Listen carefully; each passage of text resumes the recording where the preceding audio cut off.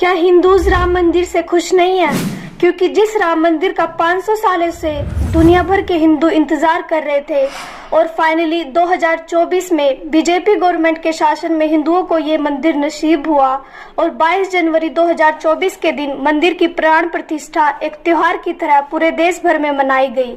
लेकिन इन सब के बावजूद बीजेपी का परफॉर्मेंस यूपी में इस साल के इलेक्शंस में सबसे ज्यादा बुरा था।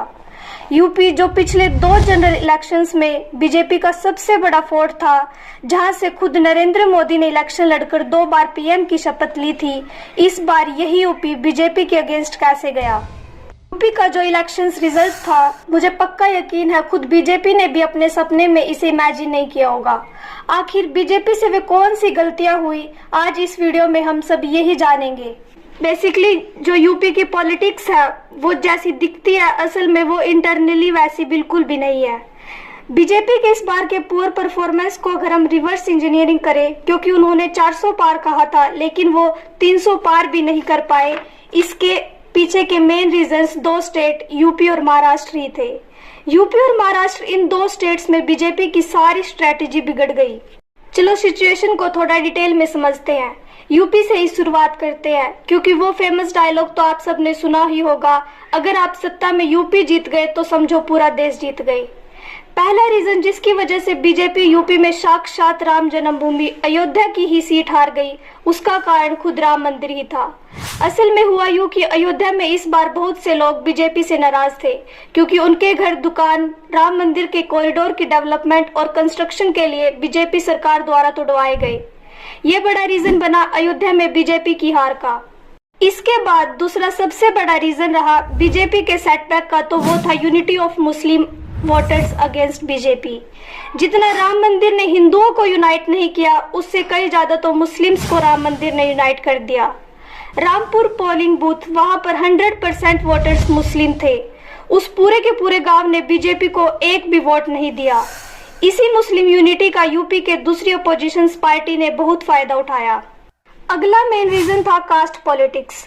एक तरफ जैसे बीजेपी के अगेंस्ट सारे मुस्लिम वोटर्स यूनाइट हो गए, दूसरी तरफ बीजेपी के खुद के core Hindu voters caste politics की वजह से डिवाइड हो गए। अगर आप यूपी की पॉलिटिक्स की हिस्ट्री को निकाल कर देखोगे तो कास्ट हमेशा से यूपी की पॉलिटिक्स में एक बहुत ही इम्पोर्टेंट पिलर रहा है। जैसे समाजवादी पार्टी को यादव्स की पार्टी कहते हैं और बीजेपी को बहुजन की पार्टी कहा जाता है। और यूपी स्टेट की टेंडेंसी रही है हमेशा से ही डेवलपमेंट से ज्यादा ये लोग कास्ट के बेसिस पर वोट देते हैं। अगला रीजन है यूपी में पिछले कुछ सालों से बहुत से पेपर्स लीक हुए, जिसकी वजह से जो जॉब सिलेक्शंस में बहुत ही देरी हुई और इस बात से स्टूडेंट्स में यूपी गवर्नमेंट के लिए काफी गुस्सा डेवलप होने लगा। और अगर एजुकेशन का ये हाल है तो वोटर्स तो ऑब्वियसली घटने ही थे। अब बात करते हैं अगली गलती के बारे में, जो बीजेपी का यूपी में मेजर लूजिंग फैक्टर साबित हुआ, वोट टिकट्स का डिस्ट्रीब्यूशन। जैसे हमने पहले जाना था, पॉलिटिक्स में एक कॉमन कहावत है कि यूपी जीत गए तो पूरा देश जीत गए, और पिछले 2 जनरल इलेक्शंस में बीजेपी के साथ भी कुछ ऐसा ही हुआ था। लेकिन इस बार यूपी में इलेक्शंस का जो सबसे बेसिक स्टेप होता है कि सही कैंडिडेट को सही जगह पर प्लेस करना ताकि वो वहीं से जीत के आ सके, इसे ही बीजेपी ने ठीक से प्लान नहीं किया।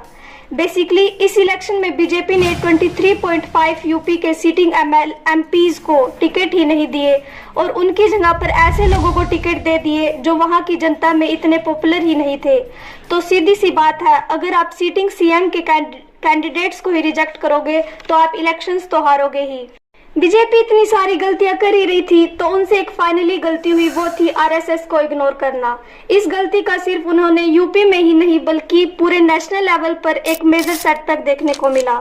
देखिए, आरएसएस हमेशा से बीजेपी का बैकबोन रहा है, जिसने बीजेपी को 1984 में पहली बार 2 सीट्स दिलाई और 2019 में 300 प्लस सीट्स दिलाई थी। आरएसएस ने पार्टी बनाने से लेकर बीजेपी में अटल बिहारी वाजपेयी, नितिन गडकरी और नरेंद्र मोदी जैसे लीडर्स तक को खड़ा किया है। इसके अलावा हर एक इलेक्शंस में आरएसएस वर्कर्स ने बीजेपी के लिए डोर टू डोर कैंपेन तक किए। लेकिन इस बार लोकसभा इलेक्शन से 1 महीने पहले बीजेपी प्रेसिडेंट जेपी नड्डा ने मीडिया में ये कह दिया कि बीजेपी को अब आरएसएस की कोई जरूरत नहीं है। अब बीजेपी एक बड़ी पार्टी हो गई है और वह खुद में ही सक्षम है। अब इस स्टेटमेंट ने आरएसएस वर्कर्स में सडनली इनसिक्योरिटी ला दी। कई आरएसएस मेंबर्स ने इस बात पर पब्लिकली अपना डिसकंटेंटमेंट भी एक्सप्रेस किया कि बीजेपी उनकी बात नहीं सुन रही, जिससे वे काफी निराश हो गए तो बीजेपी की हार का कारण बना। इन सारी गलतियों की वजह से अल्टीमेटली बीजेपी ने यूपी में 29 सीट्स खो दी और यूपी में मेजर हार का सामना करना पड़ा। और भी बहुत सी स्टेट्स है जहां पर बीजेपी को हार मिली है, जो 400 पार का जो नारा था वो नारा ही बनकर रह गया।